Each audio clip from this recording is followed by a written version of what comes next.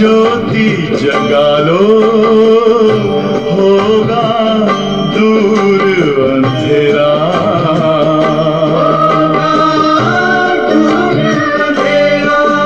ओम शांति, ओम शांति, ओम शांति।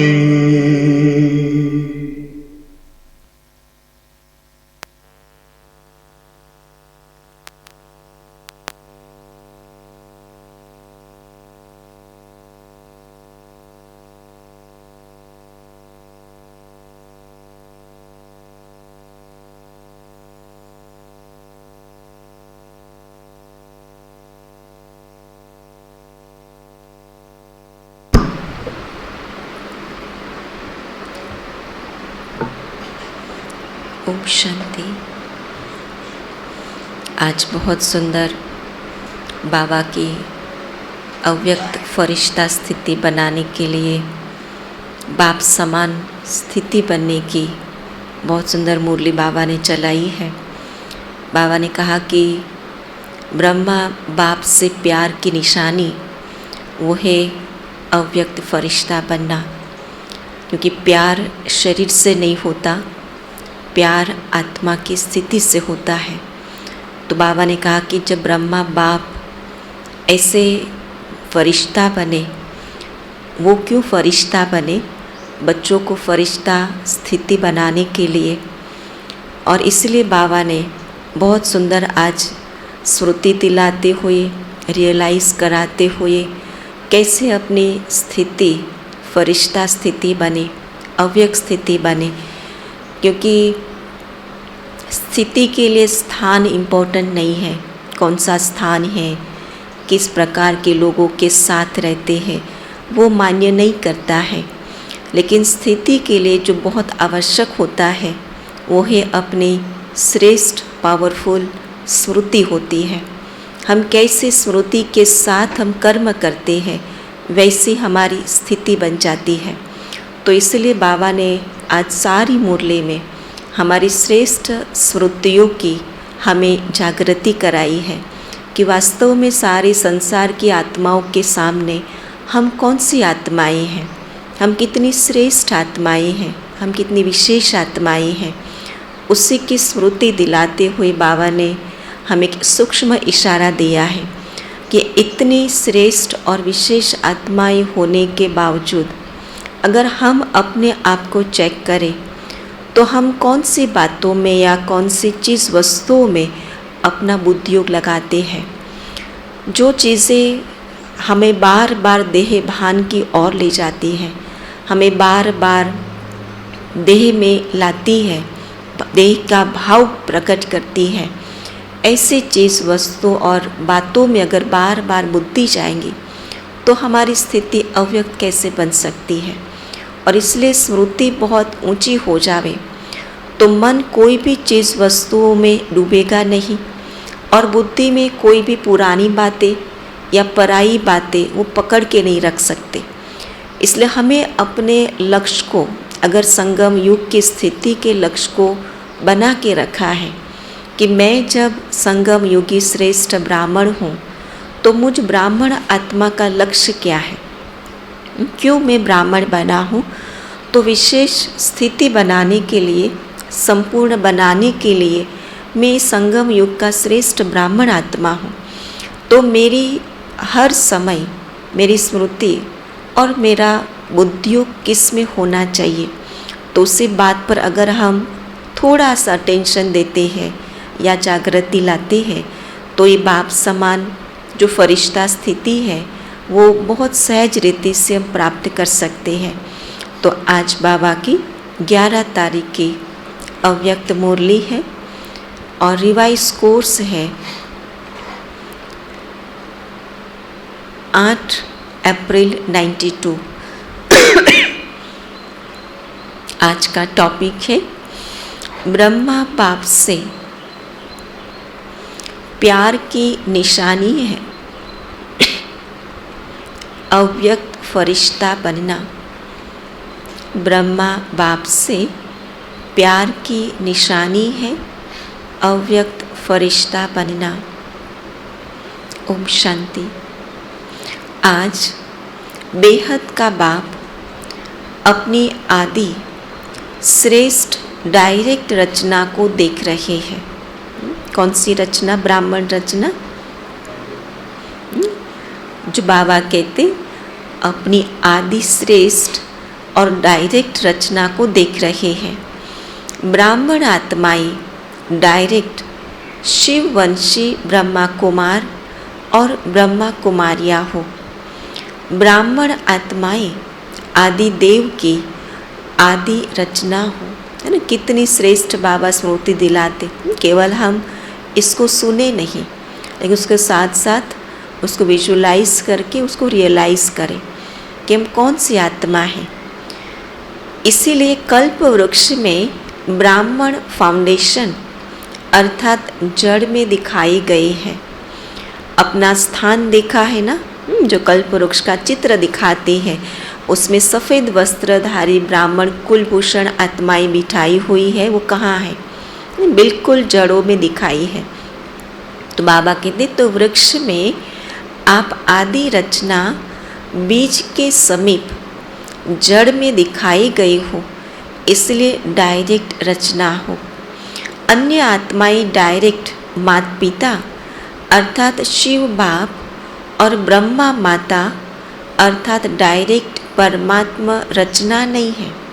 परमात्मा की संतान ज़रूर है, लेकिन वो संगम योगी डायरेक्ट रचना नहीं है।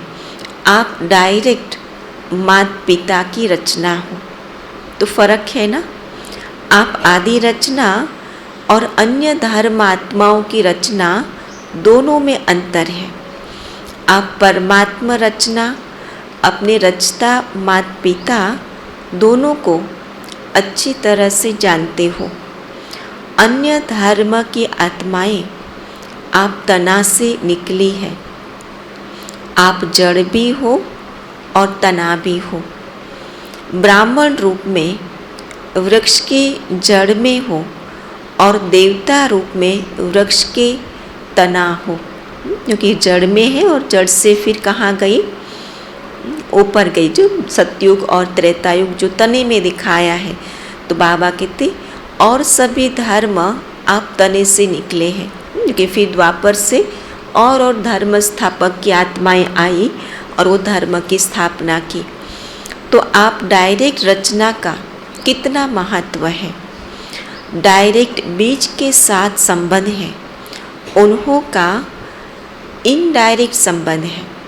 परमात्मा से डायरेक्ट संबंध नहीं है और धर्म की आत्माओं का वो अपने धर्म स्थापक से संबंध रखते हैं। तो आपका डायरेक्ट है। आप सभी रूहानी नशे से कहेंगे कि हम परमात्मा संतान हैं। ये नशा हो कि मैं कौन सी संतान हूँ? मैं डायरेक्ट परमात्मा संतान हूँ। जो भी धर्म वाली आत्माएं आती है, वह सभी अपने को क्रिश्चियन, बौद्धि, इस्लामी कहलाएंगे। और हम क्या कहलाएंगे? हम ईश्वरीय कहलाएंगे, है ना। ईश्वरीय संतान हैं, हम परमात्मा संतान हैं। डायरेक्ट शिववंशी व आदि देव ब्रह्मा की रचना नहीं कहलाएंगे। क्रिश्चियन वंशी क्रिश्चियन कहेंगे। धर्म पिता क्राइस्ट के क्रिश्चियन हैं, यही जानते हैं। वह सभी धर्म पिता के वंश हैं। और आप कहेंगे हम परमात्मा के वंश हैं।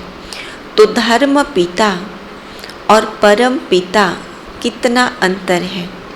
एक है धर्म पिता की संतान और एक है शिव पिता की संतान, है ना। दोनों में कितना फर्क होगा। डबल विदेशी क्या समझते हैं? परम पिता के हो या धर्म पिता के हो? कौन से पिता की स्मृति का नशा है? परम पिता के अर्थात डायरेक्ट रचना होना। तो डायरेक्ट और इनडायरेक्ट में कितना अंतर है। नशे में भी अंतर है, तो प्राप्ति में भी अंतर है। उनको भी प्राप्ति ज़रूर है, लेकिन जो पद्मा पदम प्राप्ति है, जो अविनाशी प्राप्ति है, वो धर्म वंशी आत्माओं को नहीं है, जो शिव वंशी आत्माओं को है। तो इसलिए भक्ति मार्ग में भी इनडायरेक्ट अपने इष्ट द्वारा बाप को याद करते। तो डायरेक्ट प्राप्ति में कितना 21 जन्मों की, और इनडायरेक्ट प्राप्ति 1 जन्म की। अगर कोई शिव भक्त भी है तो वो भी शिव शंकर एक मान कर के याद करते हैं। तो इनडायरेक्ट हो गया ना। जानते भी है कि राम का भी रामेश्वर है, लेकिन फिर भी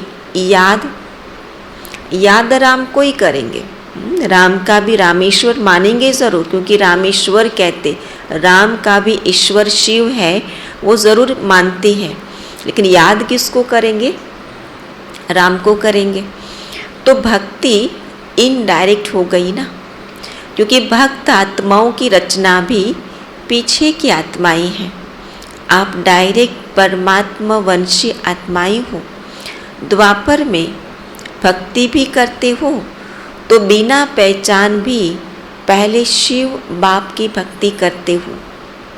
जानते नहीं थे यथार्थ रूप में, लेकिन जब आदि रचना थी, नीचे उतरते सबसे पहले भक्ति भी शुरू की, तो भी शिव की भक्ति की, और वो भी अव्यभिचारी भक्ति की। तो ब्रह्मा, विष्णु, शंकर, ये सूक्ष्म देवताओं की पूजा पीछे शुरू होती है, आदि में नहीं। तो अन्य आत्माएं रचना भी इनडायरेक्ट आत्माओं द्वारा है, और भक्ति में भी इनडायरेक्ट भक्ति है। आप डायरेक्ट भक्त हो, इनडायरेक्ट नहीं, अर्थात शिव की पूजा ही आरंभ करते हो। कोई तत्व की पूजा सबसे पहले नहीं आरंभ की, या कोई इष्ट देव की पूजा आरंभ नहीं की, लेकिन सबसे पहले भक्ति आरंभ की शिव पिता की। तो प्राप्ति में भी देखो, आप डायरेक्ट आत्माओं अर्थात डायरेक्ट रचना को अनेक जन्मों के लिए वर्षा जीवन मुक्ति का मिलता है।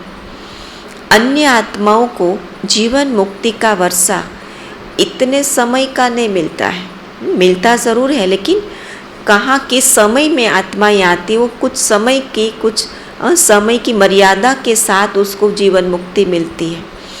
आपकी जीवन मुक्ति आधा कल्प चलती है, और अन्य आत्माओं की जीवन मुक्ति और जीवन बंद दोनों ही आधा कल्प के अंदर मिलता है, द्वापर के बाद। तो आधा कल्प में जीवन मुक्ति और जीवन बंद दोनों है, और हम डायरेक्ट रचना को पूरा आधा कल्प जीवन मुक्ति, और वो भी जीवन बंद तो अंत में, अंत समय में है।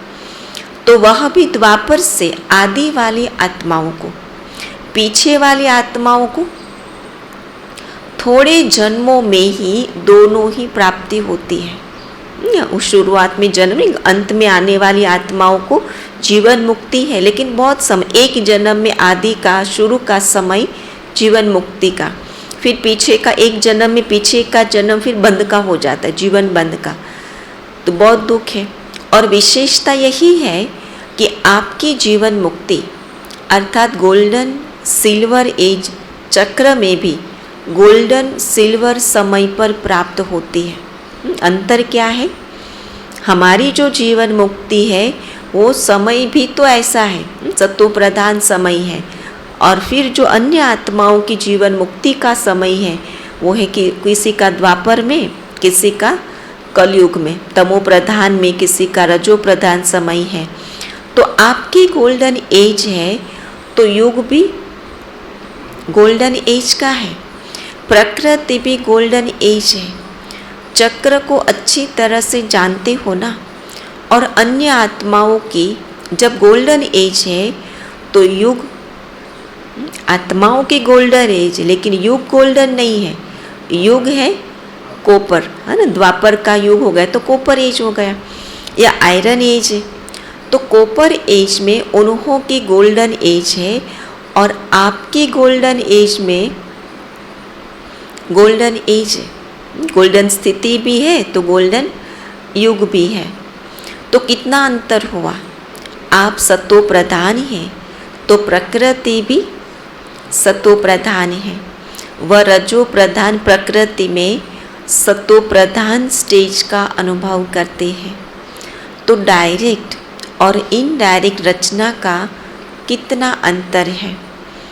इतना नशा है कि हम डायरेक्ट परमात्मा रचना है, सदा नशा रहता है या कभी कभी नशा चढ़ता है।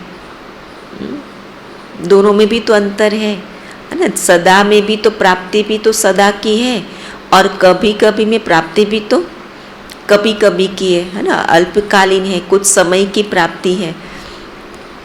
तो परसेंटेज में फ़र्क पड़ जाता है। कभी 100% रहता है तो कभी 50%। लेकिन रहना क्या चाहिए? चाहना तो सबकी बहुत ऊंची होती है कि रहना चाहिए 100%। क्योंकि विवेक भी तो यही कहता है कि भाई प्राप्ति हमें सदा काल की होनी चाहिए और स्थिति भी हमारी निरंतर श्रेष्ठ होनी चाहिए। सदा एक रस रहना चाहिए ना। तो चाहिए कब तक कहेंगे? जब से ज्ञान समझ में आया, ब्राह्मण बने और ब्राह्मण जीवन की लास्ट स्थिति, लक्ष्य, जो संपूर्ण स्थिति, फरिश्ता स्थिति का समझ में आया कि पुरुषार्थ करना है तब तक जब तक हम फरिश्ता बने। तो वो स्थिति तो जब हम ब्राह्मण बने तब से हमें ये पक्की हो गई कि यही स्थिति को हमें पाना है। तो चाहना तो उसी दिन से है और आज भी चाहना क्या है? वो ही स्थिति को पाने की आज भी चाहना है। तो पहले दिन की चाहना और आज के दिन की चाहना वो सेम है या उसमें भी कोई फ़र्क पड़ा, अंतर रहा है ना? परसेंटेज वाइज क्या रहा? तो वो स्थिति तब प्राप्त होती कि जब अंदर की हमारी चाहना समाप्त होकर के सदा हो जावे, स्मृति सदा हो जावे। तो बाबा कहते सदा नशा रहता है। ये फलक से नहीं कहते हो, रहना चाहिए वो कहते हो, इच्छा व्यक्त करते ना कि रहना चाहिए। तो संपूर्ण बनना अर्थात जिसमें यह चाहिए शब्द समाप्त हो जाए, चाहना समाप्त हो जाए, लेकिन उस प्राप्ति संपन्न मन और बुद्धि हो जावे। सभी के मुख से यह निकले कि सदा है, चाहे खुशी को हो तो भी सदा, चाहे वो नशे की बात कहो तो भी सदा। नहीं सोडा वाटर जैसा ना हो कि हाँ वो खोला और उभरा और फिर बह गया, तो ऐसा ना हो ना। अब अच्छी बात सुनी, बाबा की मुरली सुनी या तो अव्यक्त मुरली पढ़ी, बहुत अच्छी क्लास पढ़ी, तो फिर नशा चढ़ गया, स्थिति बन गई। फिर जैसे उस वातावरण से बाहर निकले तो स्थिति डाउन हो गई। तो स्थिति हमारी ऐसी नहीं होनी चाहिए कि वातावरण का सहयोग मिला, हमें कोई ऐसा संगठन का सहयोग मिला तो स्थिति बहुत ऊंची हो गई। लेकिन जब संगठन नहीं है, हमें वातावरण नहीं है, तो हमारी स्थिति भी वैसी बन गई। तो स्थिति वो हमारे हाथ में, हमारी स्मृति पर निर्भर करती है। तो हमारी स्मृति को बनाए रखना वो वातावरण या लोगों के ऊपर नहीं है, हमारी स्मृति वो हमारे हाथ में है। तो जैसी हमारी स्थिति पावरफुल होगी वैसी हमारी स्थिति पावरफुल हो जाएंगी। तो स्मृति को अगर सदा बना के रखेंगे तो स्थिति सदा बन जाएंगे। तो उसके लिए कितने वर्ष चाहिए? बाबा पूछते हैं। बाप भी चाहिए पूछता है, क्योंकि बच्चों के भी यही है कि ऐसी चाहिए। तो बाबा भी पूछते हैं कि कितना समय चाहिए आपको, कितने वर्ष चाहिए? 10 चाहिए कि उससे भी ज़्यादा व कम चाहिए? क्योंकि तपस्या वर्ष आरंभ किया, अब तो समाप्ति का समय आ गया, क्योंकि 92 तपस्या वर्ष डिक्लेयर किया था। तो बाबा कहते लेकिन जब आरंभ किया तो सबने संकल्प किया संपन्न बन जाएंगे, यही सोचा था ना। वर्ष तो समाप्त हुआ, लेकिन आप संपन्न हो गए या होना है? जो वर्ष डिक्लेयर किया था तपस्या वर्ष, तो उसमें संपन्न हो गए। और वर्ष चाहिए, औरों को चैलेंज करते हो कि सेकंड में मुक्ति, जीवन मुक्ति का वर्षा लो। सबको तो यही कहते हैं ना कि भी एक सेकंड की बात है मुक्ति और जीवन मुक्ति का वर्षा लेने की। तो हम तपस्या वर्ष में कितने मुक्त हुए और कितनी बातों से मुक्त हुए, और हम जीवन में उस खुशी और सुख का आनंद कितना ले पाए जब मुक्त हो गए पुरानी बातों से, पुराने संस्कारों से, पुराने स्वभाव से। तो जीवन मुक्त ही हो गया, सुख और शांति संपन्न। तो कितना हुए, या कहते हो कि 25 वर्ष में वर्षा लो, तो 12 मास में कितने सेकंड, कितने दिन हुए। तो सबको संपन्न बन जाना चाहिए या अभी और समय चाहिए? क्या रिजल्ट है, कितने वर्ष चाहिए, यह बता दो। अपने हर एक सबसे ज़्यादा तो स्वयं को ही जानते कि मैं क्या हूँ, और बाबा जानते, बाकी तो और कोई नहीं जानता। तो पूछते बाबा कि बता दो, किसको? बाबा को, और किसी को नहीं तो दूसरा वर्ष समाप्त होगा, फिर यही गीत गाएंगे कि अभी समय चाहिए। यह चाहिए का गीत कितने समय का है? और चाहिए की जो लिस्ट है ना, अभी भी बहुत लंबी है। स्थिति तो चाहिए ही, लेकिन उसके साथ और भी कुछ चाहिए, और वो जो और कुछ चाहिए की लिस्ट है ना, वो ये संपन्न स्थिति की जो चाहना है ना, वो पूर्ण नहीं करने देती है। तो इसलिए वो अगर लिस्ट हमारी समाप्त हो जाए तो ये जो शुभ चाहना है वो भी संपन्न हो जाए साथ में। तो बाबा गीत का भी 3 व 5 मिनट टाइम होता है ना। तपस्या वर्ष में दृढ़ संकल्प किया या संकल्प किया, दृढ़ता की निशानी है सफलता। संकल्प या दृढ़ संकल्प, अगर दृढ़ता है तो सफलता है। फिर तो इस वर्ष और फोर्स की तपस्या चाहिए ना, या सेवा करनी है, दोनों नहीं कर सकते हो। सेवा और तपस्या दोनों साथ साथ नहीं कर सकते हैं, या सेवा का समय अलग निकालो, फिर तपस्या के लिए समय और निकालो। आपका कर्म योगी टाइटल नहीं है, योगी है। वैसे देखा जाए तो सेवा उसको ही कहा जाता है जिसमें स्व और सर्व की सेवा समाई हुई हो। ये दादी जान की हमेशा कहते थे कि जो स्व की सेवा नहीं करता ना, वो औरों की सेवा कभी नहीं कर सकता। तो बाबा कहते कि सेवा भी तो उसी को कहा जाए कि जिसमें स्व के साथ औरों की भी सेवा समाई हुई हो, क्योंकि औरों की सेवा में स्व की सेवा स्वतः ही समाई है। दूसरे की सेवा करे और अपनी सेवा में अलबेले हो जाए तो उसको वास्तव में यथार्थ सेवा नहीं कहेंगे। दूसरों को हम हमेशा अलर्ट करते रहे और हम स्वयं अलबेले रहे तो वो बाबा कहते सेवा नहीं है। सेवा की परिभाषा ही है, सेवा के मेवे मिलते हैं। सेवा अर्थात मेवा, फ्रूट, प्रत्यक्ष फल। सेवा करो और मेवा खाओ। कौन सा मेवा खाओ? स्थूल मेवा की बात नहीं है, खुशी का मेवा खाओ, दुआओं का मेवा खाओ, शक्तियों का मेवा खाओ, संतुष्टता का मेवा खाओ, तो स्वतः मिल जाता है। अगर स्व की तरफ अलबेले बन जाते हो तो वह सेवा मेहनत है, खर्चा है, थकावट है। औरों की सेवा में समय ज़्यादा दिया लेकिन स्वयं पर अटेंशन नहीं दिया तो रिजल्ट क्या मिलेगा? थकावट, मेहनत, खर्चा। ये सेवा का रिजल्ट है अगर स्व प्रति अटेंशन नहीं है। लेकिन प्रत्यक्ष फल सफलता नहीं है। पहले स्व को सफलता, साथ में औरों को भी सफलता की अनुभूति हो। जो स्वयं सफल नहीं होगा वो औरों को क्या सफलता दिलाएगा? वो तो साफ है। जब स्वयं ही अनुभूति नहीं कर सकता खुशी की तो औरों को खुशी क्या दे पाएगा? कल भी बाबा ने बहुत स्पष्ट कहा था कि जो स्वयं खुश होगा वो औरों को खुशी दे पाएगा। तो साथ साथ हो दोनों।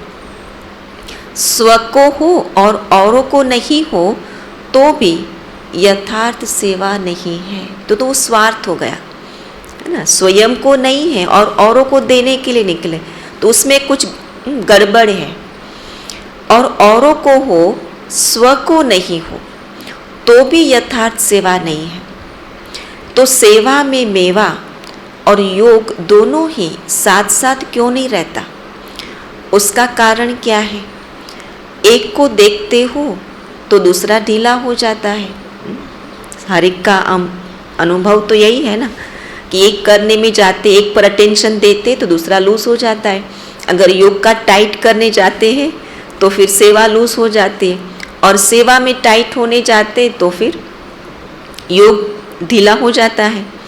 तो दूसरे को देखते हो तो पहला ढीला हो जाता है। इसका कारण क्या? कारण है कि सेवा के प्लान माना योजना तो बहुत अच्छे अच्छे बनाते हो, लेकिन प्लेन बुद्धि प्लेन नहीं बनाते हो। प्लेन बुद्धि अर्थात सेवा करते और कोई भी बात बुद्धि को टच नहीं करे, सिवाय निमित्त भाव और निर्माण भाव, और कोई भाव न हो, न सेवा का स्व का भाव, स्वार्थ का भाव हो, है ना। कोई अगर बाबा कहते देह का भाव हो, अगर कोई भाव उसमें मिक्स हो गया तो बाबा कहते वो गड़बड़ ज़रूर करेगा। निर्माण करते निर्माण स्थिति की कमी हो जाती है।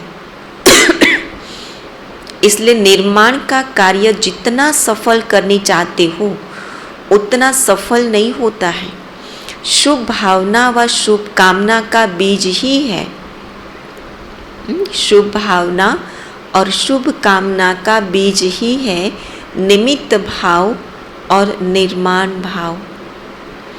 हद का मान नहीं, लेकिन निर्माण अर्थात सेवा के प्लेन बनाने के पहले प्लेन बुद्धि बनाना अति आवश्यक है। उसमें मेरा नाम, मान, शान, मेरी प्रत्यक्षता, है ना, मेरा प्रभाव, अगर वो बुद्धि में रहा, बुद्धि प्लेन नहीं रही, निमित्त और निर्माण भाव में नहीं रही, तो फिर बाबा कहते प्लेन बुद्धि बनाना अति आवश्यक है। नहीं तो प्लेन बुद्धि के बजाय अगर बुद्धि में और अयथार्थ भाव का किचड़ा मिक्स हो जाता है, ये क्या है? सारा किचड़ा है। नाम, मान, शान, प्रत्यक्षता, पद, पोजीशन, तो ये बाबा कहते किचड़ा अगर मिक्स हो जाता है तो जो सेवा का प्लान बनाते हो उसमें भी रतन जड़ित के साथ साथ पत्थर भी जड़ जाते हैं। रतन और पत्थर मिक्स हो जाते हैं, है ना। शुभ भाव नहीं रहा ना सेवा के पीछे, तो शुभ भाव नहीं रहा, उसमें मिक्स हो गया भाव, तो फिर बाबा कहते किचड़ा हो गया। 9 रतन जड़ेंगे तो एक पत्थर मिक्स करेंगे। आजकल का कलयुग का ज़माना तो यही है ना। ये कलयुग की निशानी कि आजकल दुनिया में भी तो लोग बहुत हज़ारों लोग सेवा करते, लेकिन वो सेवा कैसी करते हैं? ऐसे पत्थरों वाली, है ना, किचड़े वाली, नाम, मान, शान, तख्तियाँ लगाने वाली, प्रत्यक्ष होने वाली। तो बाबा कहते 9 रतन जड़ेंगे तो एक पत्थर मिक्स हो करेंगे। कोई भी चीज़ में 9 रियल हो और एक आर्टिफिशियल हो तो वैल्यू क्या होगी? और ही लेने वाले के भी संकल्प चलेंगे कि यह 9 भी तो रियल है या मिक्स है ना। डाउट क्रिएट करेगा ना। वैसे 9 रियल है लेकिन एक उसमें मिक्स हो गया तो एक फिर 9 में डाउट क्रिएट कराएगा कि ये भी तो रियल है या फिर गड़बड़ वाला है। तो हमारे में बाबा ये सूक्ष्म, कितनी सूक्ष्म बात बताते कि इसीलिए सेवा के प्लान के साथ साथ प्लेन बुद्धि का अटेंशन पहले रखो। चेक करो, कोई भी सेवा करने जा रहे हैं हम तो उसमें पहले अपनी बुद्धि को चेक करें कि सेवा के पीछे मेरा भाव क्या है, मेरी बुद्धि में क्या है, मुझे और किस लिए मैं सेवा करने जा रही हूँ।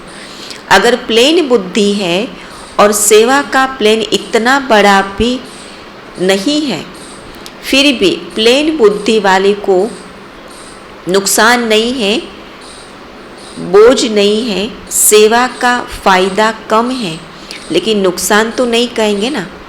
मिक्सर बुद्धि में तो नुकसान है, इसलिए यह वर्ष भी तपस्या का कहेंगे। सेवा में तो कहते हो कि नीचे आ जाते हैं, तो क्या करेंगे? सिर्फ तपस्या करेंगे, सब कुछ छोड़ करके बैठ जाओ, जवाबदारी छोड़ करके, ड्यूटीज़ को छोड़ करके बस योग तपस्या में बैठ जाए। जब स्वयं संपन्न बनो तब विश्व परिवर्तन का कार्य भी संपन्न होगा। किस पर आधार है? हम आत्माओं के आधार पर है। समय और संसार की संपन्नता हम आत्माओं की स्थिति की संपन्नता पर निर्भर करती। तो आप सबके संपन्नता की कमी के कारण विश्व परिवर्तन का कार्य संपन्न होने में रुका हुआ है। प्रकृति दासी बन आपकी सेवा के लिए इंतज़ार कर रही है कि ब्राह्मण आत्माएं, ब्राह्मण सो फरिश्ता और फिर फरिश्ता सो देवता बने, तो हम दिल व जान, सिक व प्रेम से सेवा करें। ये प्रकृति हमारा ये आह्वान कर रही है कि अगर हम संपन्न बन जाए तो हम दिल से सेवा करें, क्योंकि सिवाय फरिश्ता बने देवता बन नहीं सकते। ब्राह्मण से फरिश्ता बनना ही पड़े, और फरिश्ता का अर्थ ही है जिसका पुरानी दुनिया, पुराने संस्कार, पुरानी देह के प्रति कोई आकर्षण का रिश्ता नहीं, आकर्षण का रिश्ता नहीं, लेकिन रिस्पॉन्सिबिलिटी, ड्यूटी के हिसाब से रिश्ता ज़रूर है। कौन सा रिश्ता नहीं? आकर्षण, खींचाव न हो, बुद्धि बार बार उसी रिश्ते में पकड़ के न रखे, खींचे नहीं बुद्धि को वो संबंध। तो इसलिए बाबत आकर्षण का रिश्ता नहीं, तीनों में पास चाहिए। पुरानी दुनिया, पुरानी देह, पुराने संस्कार, तीनों से मुक्त। वैसे भी ड्रामा में पहले मुक्ति का वर्षा है, फिर जीवन मुक्ति का। वाया मुक्ति धाम के आप जीवन मुक्ति में जा नहीं सकते। तो फरिश्ता अर्थात मुक्त, और मुक्त फरिश्ता सो जीवन मुक्त देवता बनेंगे।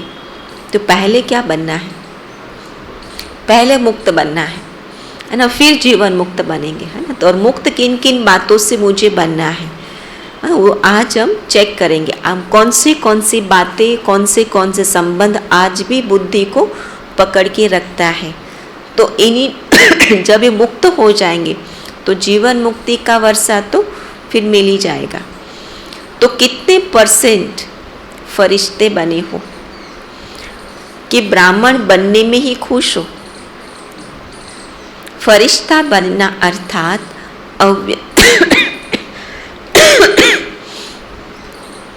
अव्यक्त फरिश्ता स्वरूप ब्रह्मा बाप से प्यार हो। जिसका फरिश्ता स्थिति से प्यार नहीं, तो ब्रह्मा बाप नहीं मानता कि मेरे से प्यार है। प्यार किससे होता है?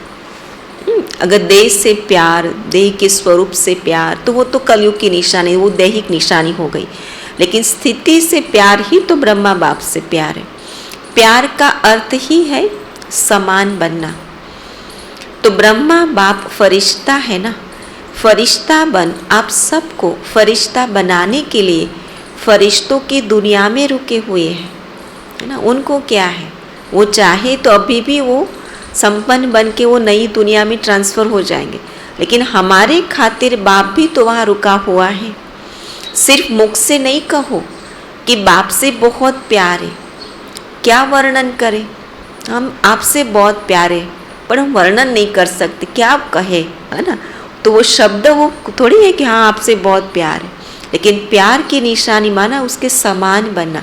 जो उसको पसंद हो वो करे, वो स्थिति को अपनाए, वो बात को धारण करे, वो कर्म करे। लेकिन ब्रह्मा बाप सिर्फ कहने से खुश नहीं होते, बनने से होते हैं। कहने वाले तो भक्त भी बहुत है, और उस पर कितना फिर विश्वास रहता है ना। अगर कोई कहे मुझे आपसे बहुत प्यार है, बार बार दिन में 3 बार कहेगा मुझे आपसे बहुत प्यार है, लेकिन करेगा, आपकी एक भी बात नहीं मानेगा, तो फिर आपको कहेगा आपसे बहुत प्यार, रहने दो ना, पता है कितना प्यार है ना। तो आप देखिए खुशी की बात क्या है कि वो जो कहता है वो करना होता है।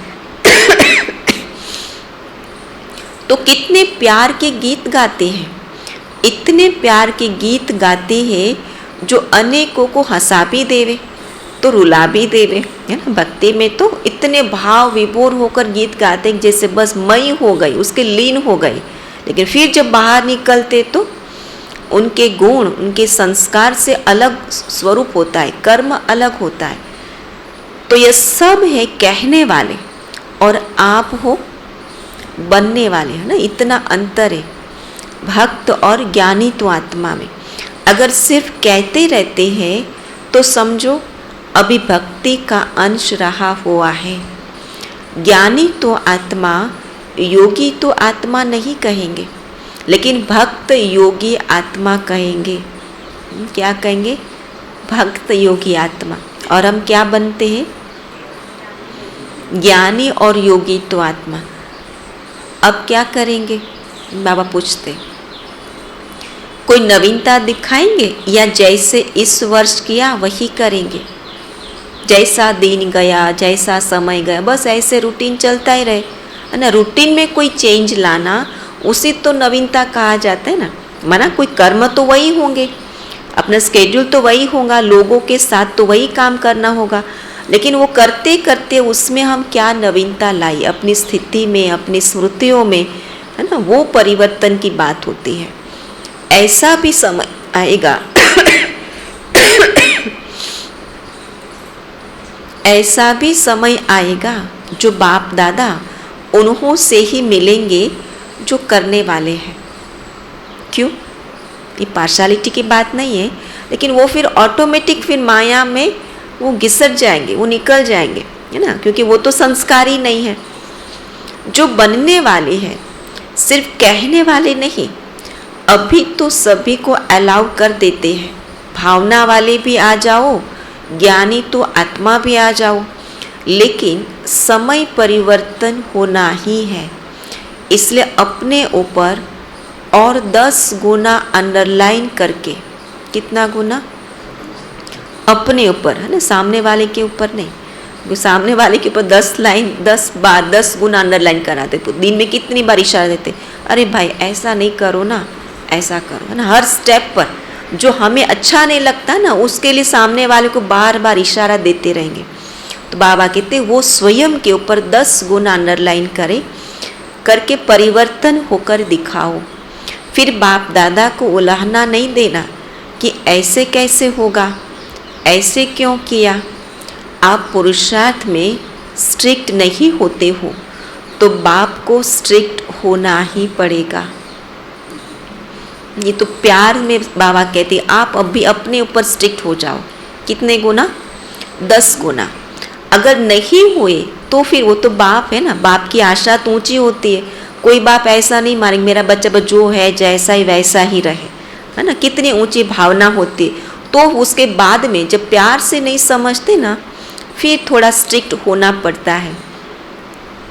अभी तो बाप के प्यार स्वरूप से चल रहे हो, पल रहे हो, लेकिन सतगुरु का रूप धर्मराज नहीं, सतगुरु की आज्ञा सिर माथे गाया हुआ है।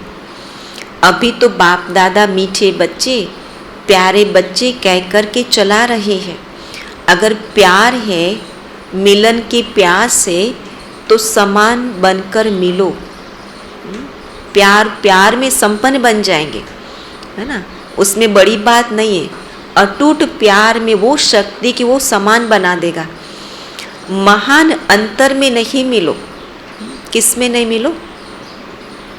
महान अंतर में नहीं मिलो। वो तो महान अंतर में कौन मिलता? वो तो भगत आत्माएं मिलते, कि आप तो अरे 16 कला संपूर्ण और हम आपके चरणों के धूल, कितना अंतर हो गया। तो बाप और बच्चे में इतना अंतर से मिलने में आनंद नहीं है। समान समान में मिलने में आनंद होता है, उसमें बड़ी प्राप्ति और खुशी होती है। तो बाबा कहते समान बनकर मिलने में बहुत मज़ा है, ये मज़ा और है। अच्छा, बाप से मिल लिया, दृष्टि ले लिया, वहाँ गए तो फिर कोई कमज़ोरी आ गई, शक्ति मिली और काम में लाई, 1-2 बार विजयी बने, फिर कमज़ोर बन गए। तो यह अपने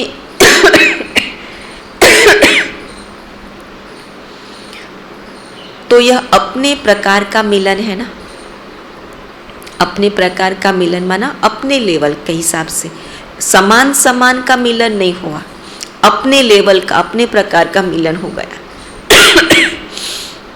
लेकिन यथार्थ प्यार, यथार्थ मिलन इससे बहुत ऊंचा है, बहुत बहुत प्यारा है, उसका अनुभव करो। यथार्थ मिलन का अनुभव, जो है बाप जैसा है, मैं आत्मा जो हूँ, मैं जैसी हूँ, उसी लेवल उसी स्थिति के स्वरूप में मैं बाप से मिलूँ।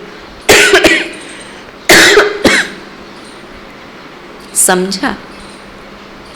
सतगुरु की कोई ने आज्ञा नहीं मानी तो सतगुरु है ना। बाप के आगे तो बच्चों के नाज लाड़कोर चलते हैं। अगर बाप से सच्चा प्यार है तो इस वर्ष में फरिश्ता समान बनकर दिखाओ। अभी इतने सब मिलने के लिए आए हैं, बहुत अच्छा है, लेकिन और अच्छे से अच्छा करना है। जो है जैसे वैसे भी भगवान के सामने सब अच्छे हैं, लेकिन आशा क्या है और अच्छा बने। प्यार करना और प्यार निभाना दोनों में बहुत अंतर होता है। प्यार करना वो तो सब जानते दुनिया में, लेकिन निभाना कोटों में कोई ही जानता है, और निभाने में बहुत कुछ करना पड़ता है, बलिदान करना पड़ता है निभाने के लिए, ऐसे नहीं निभा पाते।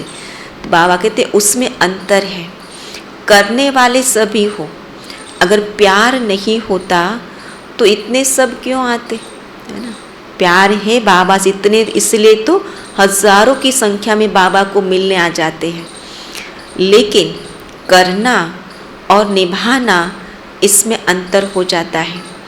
प्यार करने वाले अनेक होते हैं और निभाने वाले कितने होते हैं। उसमें हमें अपने आप को चेक करना कि मैं कौन सी लाइन में हूँ, प्यार करने वालों की लाइन में हूँ या प्यार निभाने वाले की लाइन में हूँ।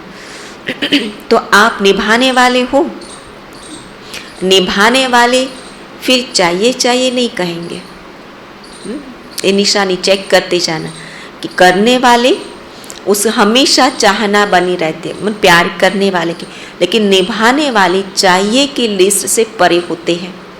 प्रैक्टिकल है, सिर्फ मुख से नहीं। निभाने वाले की निशानी केवल मुख से बोलेगा नहीं, लेकिन वो प्रैक्टिकल करके दिखाएगा।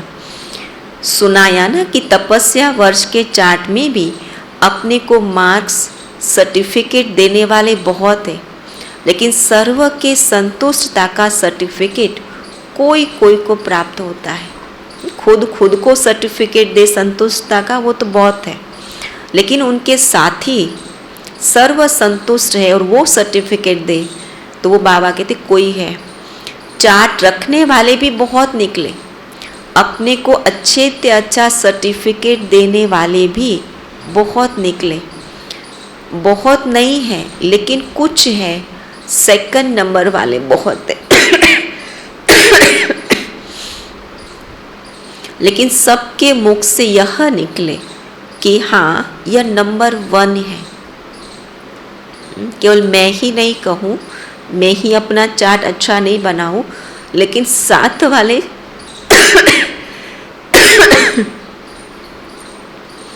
सबके मुख से निकले कि यही नंबर 1 है, यही सर्टिफिकेट है। सबके दिल से यह दुआओं का सर्टिफिकेट मिले, इसको कहते नंबर 1। कई बच्चे कहते हैं कि हम तो ठीक है, लेकिन कोई कोई आत्मा का कोई कड़ा हिसाब है हमारे से, जो कितना भी उसको संतुष्ट करते लेकिन वह संतुष्ट नहीं होता।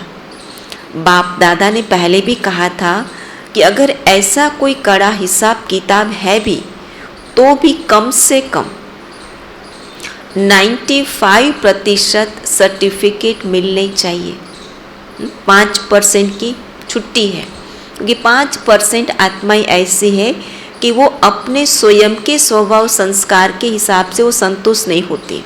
आप कितना भी उसको करने के लिए कोशिश करो लेकिन वो संतुष्ट नहीं होंगे। करने के बावजूद भी उसकी कंप्लेन ही बनी रहती कि ये नहीं किया आपने मेरे प्रति ये ध्यान नहीं दिया, आपने मेरे लिए वो नहीं किया। ये 5% वो अपने स्वभाव अपने संस्कार से वो असंतुष्ट रहती है। तो बाबा कहते 5% का कड़ा हिसाब किताब है ना। फिर हम कहते कि इतना करते फिर भी, लेकिन 5% वो हिसाब किताब का पेपर होता है, वो अपने स्वभाव से वो नहीं हो पाते। तो बाबा कहते वह भी माफ़ है, लेकिन 95% दिल से दुआएं दे। कई ऐसे कहते हैं कि सबसे संतुष्ट कौन है, ऐसा तो एक भी दिखाई नहीं देता। बड़ों के लिए भी सोचते हैं कि इनसे भी नाराज है तो हमसे हुए तो क्या बड़ी बात है ना। लेकिन उन्हों से 95% दिल से राजी है। बड़ों की बात दूसरी है, बड़ों को जज बनना पड़ता है। तो 2 में से एक की बात हाँ कहेंगे, वह हाँ करेंगे, वह कहेंगे बहुत अच्छे, और जिसको ना करेंगे वह कहेंगे ये भी अच्छे नहीं है। क्योंकि बड़ों के सामने तो हर एक अपनी अपनी आशाएं अपेक्षाएं लेकर के जाते हैं, और हर एक को नब्ज देख कर के, समय को देखकर, श्रीमत को देख कर के वो डायरेक्शन देना पड़ता है। अगर अपनी मर्जी के प्रमाण बड़ों ने हाँ नहीं बोला तो वो अच्छे थोड़ी लगेंगे। तो इसलिए हर कोई अपनी मर्जी से चाहे कि हाँ मैं जो कहूँ वो ही बड़े हमें हाँ बोले तो अच्छे हो गए। तो जो जज एक को हाँ करेगा या 2 को करेगा, जज 2 बात के ऊपर तो जजमेंट दोनों को तो नहीं देगा ना, एक ही बात पर जजमेंट होता है। लेकिन दिल की तपस्या, दिल का प्यार, निमित्त भाव, शुभ भाव, वो सर्टिफिकेट सामने देखो। यह नहीं कॉपी करो कि बड़ों से भी संतुष्ट नहीं है हम तो पास हो जाएंगे, ऐसे नहीं सोचो। 95% अगर संतुष्ट है तो नंबर मिल जाएगा, समझा। अच्छा, चारों ओर के आदि पिता के आदि रचना, डायरेक्ट रचना, श्रेष्ठ आत्माएं, सर्व जीवन मुक्त का वर्षा, अनेक जन्म प्राप्त करने वाली आत्माएं, सर्व ब्राह्मण सो फरिश्ता, फरिश्ता सो देव आत्मा बनने वाली अधिकारी आत्माएं, सदा प्लेन बुद्धि बन सेवा के प्लेन में सफलता प्राप्त करने वाली आत्माएं, बाप से सच्चा स्नेह, सच्चा प्यार निभाने वाले सर्व समीप आत्माओं को बाप दादा का याद प्यार और नमस्ते। रूहानी बच्चों के रूहानी बाप दादा को याद प्यार, गुड मॉर्निंग और नमस्ते। तो आज का वरदान है कंट्रोलिंग पावर द्वारा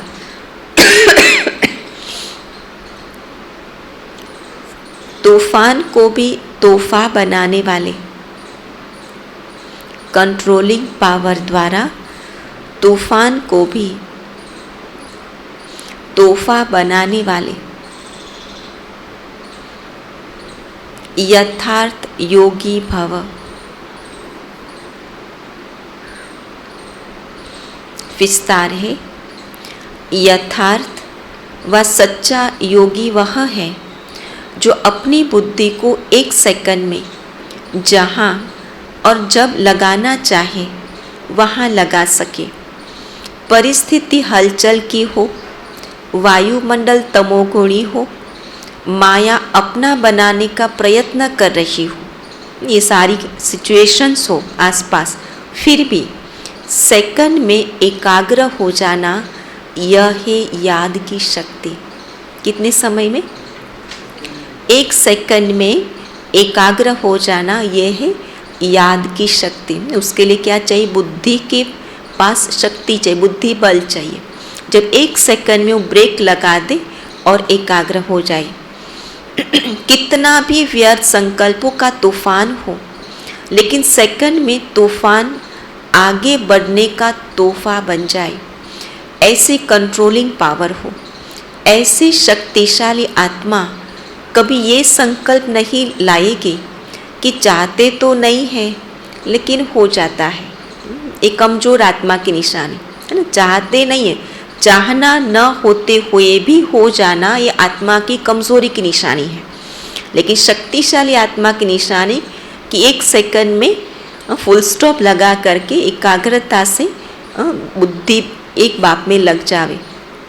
स्लोगन है, योग युक्त युक्ति युक्त कर्म करने वाले ही, योग युक्त और युक्ति युक्त कर्म करने वाले ही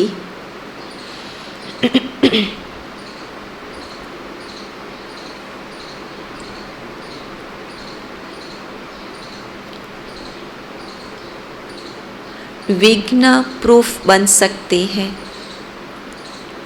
योग युक्त और युक्ति युक्त कर्म करने वाले ही विघ्न प्रूफ बन सकते हैं। आज का स्वमान है, मैं आत्मा अव्यक्त फरिश्ता हूँ।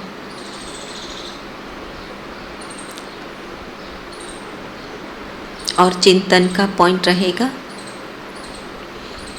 अव्यक्त फरिश्ता बनने के लिए मुझे किन किन बातों से मुक्त होना पड़ेगा।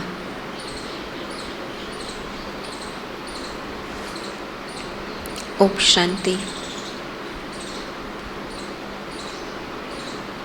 बाकी जो कल का चिंतन है वो दीप्ति बहन आज सुनाएंगे।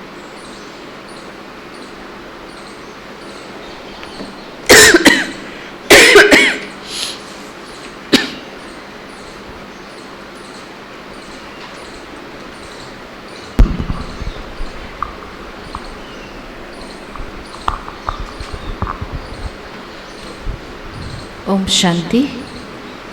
जैसे कल की पॉइंट थी कि पुण्य का खाता जमा करने के लिए कौन सी सावधानी रखेंगे। तो एक होता है दान और एक होता है पुण्य। तो दान उसको कहा जाता है कि हम किसी को दे देते हैं, हमारे पास जो चीज़ है उसको दे देते हैं, वो दान। जैसे किसी को पानी की आवश्यकता है और हम उसको 56 प्रकार का भोजन दे दें, तो वो हो गया दान। और पुण्य उसको कहा जाता है कि जिस समय उसको जो आवश्यकता है और हम वही चीज़ उसको देते हैं, तो वो पुण्य बनता है।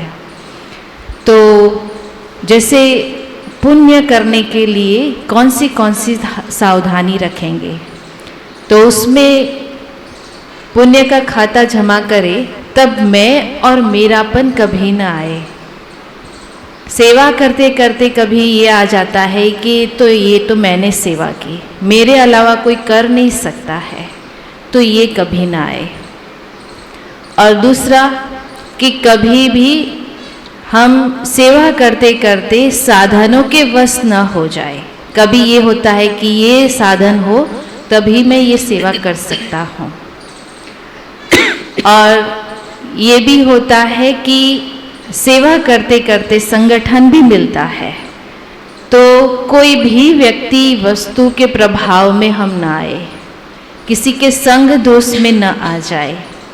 जैसे कल बाबा ने भी कहा था कि संग दोष की बहुत संभाल करनी है, नहीं तो पुण्य जमा नहीं होगा। और पुण्य करते करते ये भी न हो कि ज्ञान मैंने सुनाया, मियाँ मिट्ठू नहीं बनना है। क्योंकि ज्ञान सुनाने वाला कौन है? हम तो निमित्त है। तो ये निमित्त भाव होकर ज्ञान सुनाना। और मनसा वाचा और कर्मणा, मनसा में कभी स्वार्थ भावना नहीं हो, और वाचा ऐसी हो जो अहंकार वाली, ईगो वाली ना हो, और कर्मणा ऐसी हो जो बाप की याद दिलाए। जैसे हम कर्मणा सेवा करते हैं तो हमारी चाल चलन व्यवहार वो बाप की याद दिलाए। ऐसे नहीं कि ये बहन ने ऐसी सेवा की, ये इसने ऐसे किया, वो याद दिलाने वाला ना हो। बाबा की सेवा की ये व्यक्ति ने और बाबा की सेवा ये कर रहा है, तो ये भाव हो। और वो तभी हो सकता है जब हमारी स्मृति में बाबा हो, हम कंबाइंड हो के सेवा करें, तभी वो सेवा पुण्य के खाते में जाती है। ओम शांति। ओम शांति।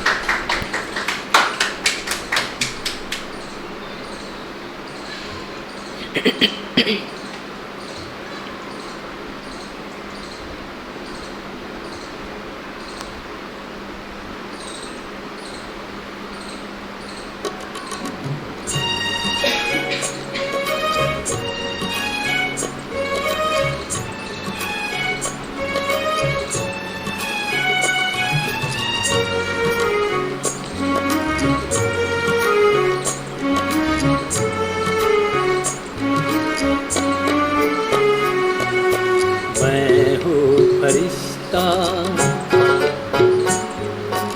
मैं हूँ फरिश्ता, मैं हूँ फरिश्ता, मैं हूँ फरिश्ता। दुनिया से क्या लेना मुझे, देहधारियों से क्या लेना मुझे, नहीं किसी से मेरा कोई रिश्ता।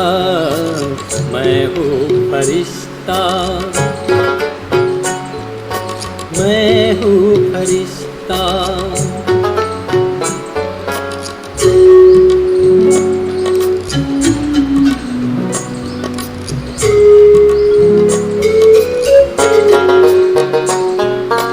मैं हूँ फरिश्ता, मैं हूँ फरिश्ता, मैं हूँ फरिश्ता, मैं हूँ फरिश्ता। देह है मेरी श्वेत प्रकाशमय, वतन भी मेरा है श्वेत प्रकाशमय। मुखमंडल मेरा सदा ही हंसता, मुखमंडल मेरा सदा ही हंसता। मैं हूँ फरिश्ता, मैं हूँ फरिश्ता।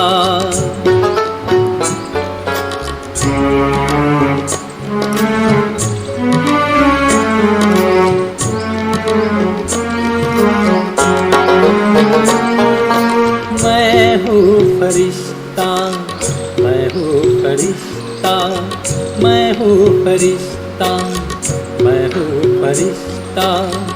धरती से दूर आसमां में उड़ता हूँ मैं, बादलों के बीच खुशियाँ बिखेरता मैं।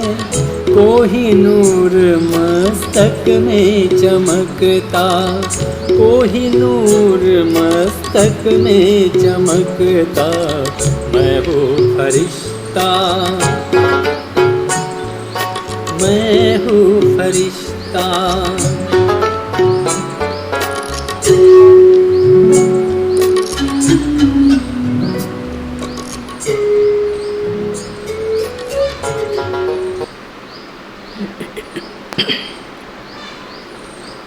ओम शांति।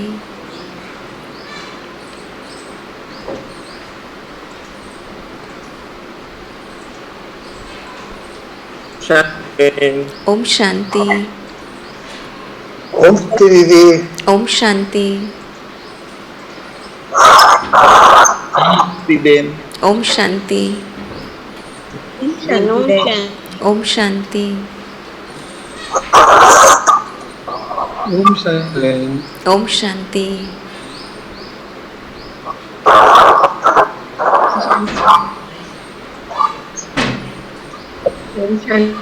ओम शांति।